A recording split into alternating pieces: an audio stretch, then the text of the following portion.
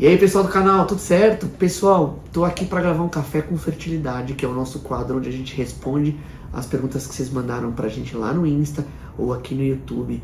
E gosto bastante desse vídeo, é um vídeo que sai todo sábado de manhãzinha, então reclina a cadeira aí, pega um cafezinho e bora pro vídeo.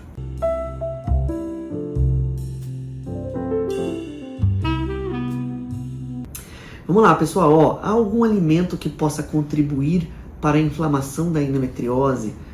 A Caruso perguntou. Pessoal, essa pergunta eu gosto bastante, a gente vê muita coisa na internet sobre alimentação e endometriose. Por quê? Porque a endometriose é uma doença que a gente fala que é uma doença de fundo base inflamatória, é uma doença inflamatória crônica. Então, as células da endometriose estão ligadas ao sistema imunológico, existem vários trabalhos que mostram ali as disfunções do sistema imunológico com as pacientes com endometriose. E ela é uma doença inflamatória, basicamente ela causa inflamação, destruição do tecido, fibrose, aderência, dor pélvica, uma série de coisas. Então, a gente orienta normalmente as pacientes a terem dietas anti-inflamatórias, e existe quase que uma máxima em diminuir o glúten e lactose, que são duas coisas que a nutrição, os nutricionistas, os nutrólogos estão falando cada vez mais que isso possa contribuir para uma dieta pró-inflamatória. Tá bom? E isso ajuda bastante, realmente ajuda a mudar essas alimentações. Agora, existe um ponto principal que quem estuda endometriose sempre comenta, e nos congressos a gente comenta, que a própria lesão da endometriose que está causando inflamação, eu vejo às vezes algumas pacientes falar, eu tenho alergia à lactose, distende a barriga, porque a paciente tem endometriose pélvica. E muitas vezes você trata a doença, opera, tira todas as lesões ali, e as pacientes voltam a tomar leite, ou seja, elas nunca tinham ali realmente uma alergia ao leite, à lactose, mas sim ela tinha uma doença inflamatória que irritava o intestino e ela tinha pouca margem para essa alimentação. De qualquer forma, durante a endometriose, faz todo sentido do mundo diminuir essas dietas e focar em dietas anti-inflamatórias. Então, evitar tabagismo, coisas ricas em vitamina C, tem vários antioxidantes no mercado, né? Principalmente em alimentação, a gente tem duas. Quando você estuda estresse oxidativo, basicamente você estuda que existem os radicais livres de oxigênio e tem todo o sistema antioxidante. O próprio sistema do sangue, por exemplo, o tampão pode ser, a gente tem as enzimas que retiram esses marcadores ali, por exemplo, a superóxido desmutase.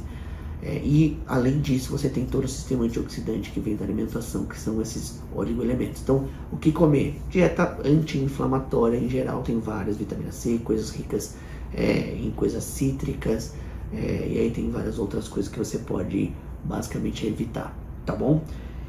Beleza? Então comentamos um pouquinho mais sobre alimentação e endometriose.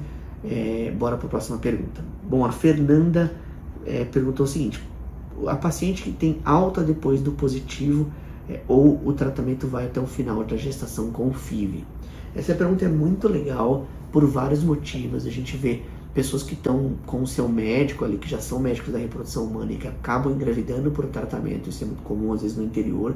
Tem 2 ou 3 médicos na sua cidade, você gosta de um deles, você faz o tratamento com ele, especificamente porque ele também faz as pacientes, ajuda as pacientes a engravidar.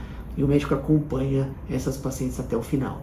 Mas existem alguns médicos, eu recebo, por exemplo, pacientes que vêm de outros médicos que são obstetras e que a paciente já tem o médico dela, então ela faz o tratamento da reprodução humana com o médico especialista da reprodução humana e volta com o médico obstetra dela. Então não é necessário a paciente continuar o pré-natal com o médico que fez o tratamento. A grande maioria, por exemplo, acaba não ficando com o médico da reprodução humana, mesmo porque quando você faz muitos tratamentos da reprodução humana, você pode não ter ali um foco principal nisso. Mas se a paciente já tem o médico dela, ela normalmente volta para o médico e é um pré-natal, eu costumo dizer isso.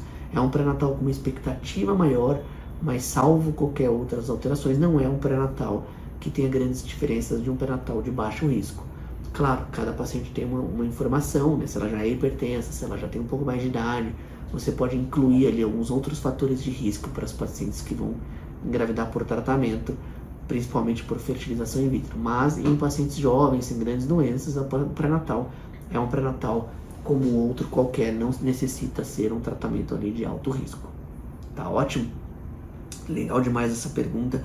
principalmente porque algumas perguntas não são tão médicas, né? As perguntas têm um pouco ali das indicações, da relação entre os médicos, então essa é uma coisa super importante. Beleza, vamos para a última pergunta de hoje, que é JN Lira, underline Lira, não consegui entender muito bem o nome dela aqui, mas basicamente é isso. E ela disse o seguinte: acabei de fazer uma fertilização a fresco, o resultado foi negativo, o que pode ter dado errado, o paciente tem 28 anos de idade. Legal, pessoal, em vários outros cafés a gente fala um pouco ali quais são os principais problemas dos negativos em fertilização in vitro, né? Quais são os principais raciocínios que fazem com que os médicos pensem em repetir o tratamento ou modificar alguma coisa para tentar ter um positivo nos próximos tratamentos. Mas especificamente eu queria falar duas coisas do tratamento da JN aqui, eu acho que é JN, vou falar assim, que basicamente ela transferiu a fresco. Transferir a fresco os embriões tem a mesma taxa de gravidez com os congelados quando existem vários requisitos que são cumpridos ali. Por exemplo, um deles é não ter elevação precoce da progesterona. Então, quando você faz um tratamento a fresco, e aí para resumir para vocês que estão assistindo, o que é um tratamento a fresco? Quando você estimula o ovário da paciente, quando você vai começar um tratamento, você tem que dar os remédios para a paciente recrutar seus folículos. Quando você tira os óvulos do ovário da paciente e vai formar os embriões, você basicamente tem dois caminhos. Você pode transferir este embrião a fresco de novo para o útero da mãe, ou você pode congelar os embriõezinhos e fazer uma coisa que a gente chama de FET depois, que é o Frozen Embryo Transfer, ou seja, transferir um embrião congelado. Neste caso, ela transferiu a fresco. Existem vários raciocínios por trás do porquê que dá negativo em uma paciente jovem, principalmente com 28 anos de idade, mas a fresco, uma das coisas que podem ter acontecido ali é o que a gente chama de elevação precoce da progesterona. E a reprodução humana também, ela olha esse marcador progesterona pra gente, é um marcador que ela não deve estar alta no começo, né, a hora que você vai entrar com a progesterona, e ela tem que estar boa depois do início ali da captação folicular. Então, o médico da reprodução tem que controlar essas duas coisas, tanto a progesterona normal antes da transferência e o abaixo, né, abaixo de 1.2, por exemplo, a gente usa aqui no Baby Center, nosso protocolo abaixo de 1.2, e acima, depois da transferência, acima de 1,5, você tem que manter a progesterona alta para as pacientes se engravidarem, tá bom? Legal, pessoal, obrigado pelas perguntas. Esse foi o Café de As Perguntas de hoje. Queria pedir para vocês, se vocês ficaram até aqui, para vocês se inscreverem no canal, ativa as notificações aqui embaixo e eu vejo vocês aí nos próximos vídeos.